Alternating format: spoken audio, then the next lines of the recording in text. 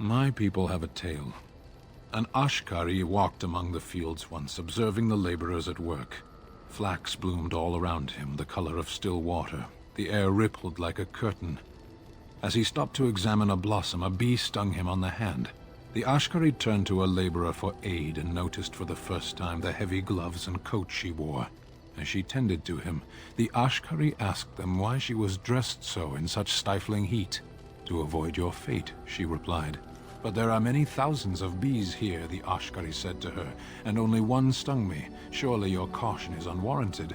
"The stinger is always a surprise," agreed the laborer. "But so is the bee that simply passes one by."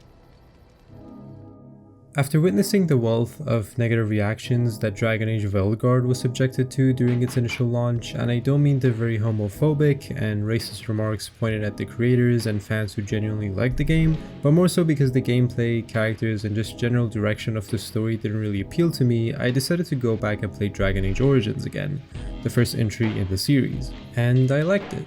One thing that I severely underappreciated years ago was the voice acting.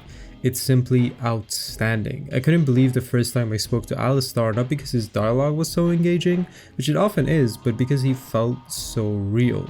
The characters take long pauses, stutter, joke around, get frustrated, will tell you stories from their cultures, and so much more, just like real people.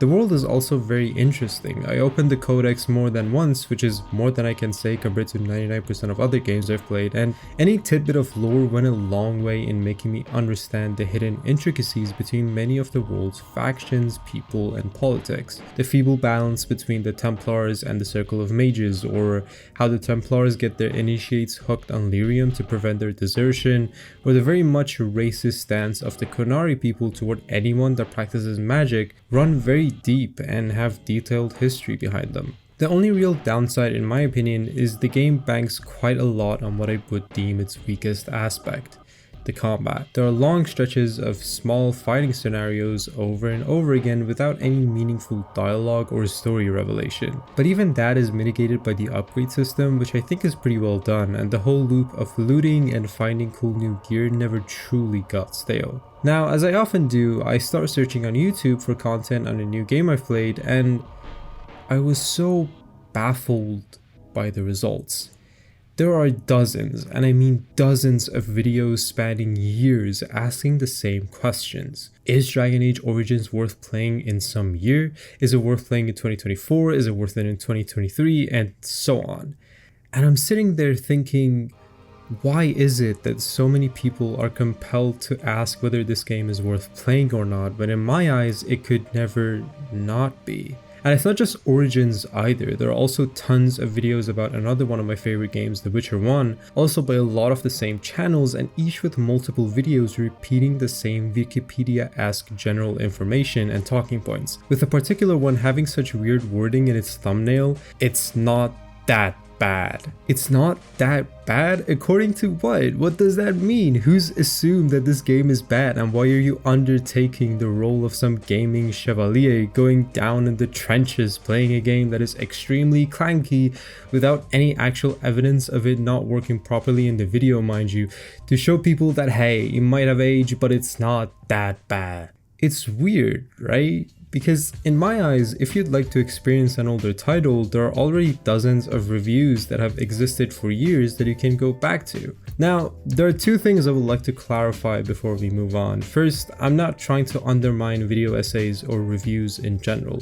God knows I've watched my fair share of 5-hour videos on topics I have no interest in, but at least they often have unique things to say and don't question the value of a title regarding its age. And number two, I understand that this isn't the biggest problem under the sun, and in essence a lot of these types of videos are modern reviews, but aside from the fact that a lot of them are schlop content simply produced to cash in on the name of a beloved IP, I feel like it speaks to the general apprehension of gamers in relation to playing older titles. I was born in a year that was an absolute banger for gaming.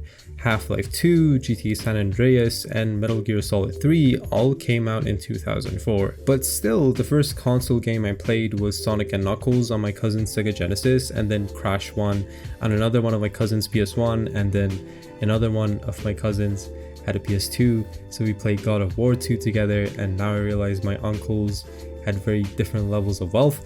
But still, I grew up with an inherent appreciation for gaming, no matter the age or console or whatever. Even later, the PCs I had access to were at least 1 or 2 generations behind, so I would most often play indie games or PC games that came out in the 2000s, like World of Goo, Oblivion, Portal 1, and stuff like that. Now, my case isn't unique, nor do I think I'm superior in any way. Quite the opposite, I wish I had the most state-of-the-art PC so I could play all the modern games I wanted. And if you're only interested in the newest titles with the greatest graphics on the market, I think that's really neat. Gaming generated a near $200 billion of revenue in 2022 according to Forbes.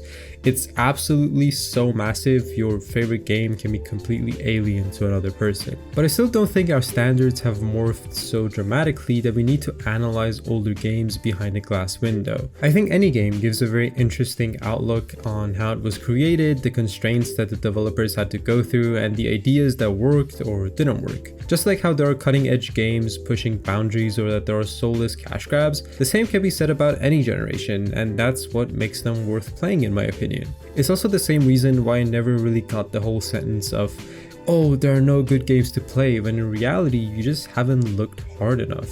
Sure, booting up Morrowind does look like a lot of talented artists just simultaneously pixel barfed on my screen, but once you get past that, you realize it grants you a freedom and a sense of adventures many RPGs today are envious of. Outdated mechanics do exist, and graphics is often an initial barrier, but I don't see that as an excuse to have a guard against the wealth of quality titles. Play the lovable little games that were too ahead of their time, play the classics, the failures, the genre-defining extravaganzas, the weird ones, the really weird ones, the okay ones, the guilty pleasures, the underrated ones, or the overrated ones, and for the love of God, don't let someone who doesn't even care about them try to ascertain their worth by comparing them to the newest Call of Duty.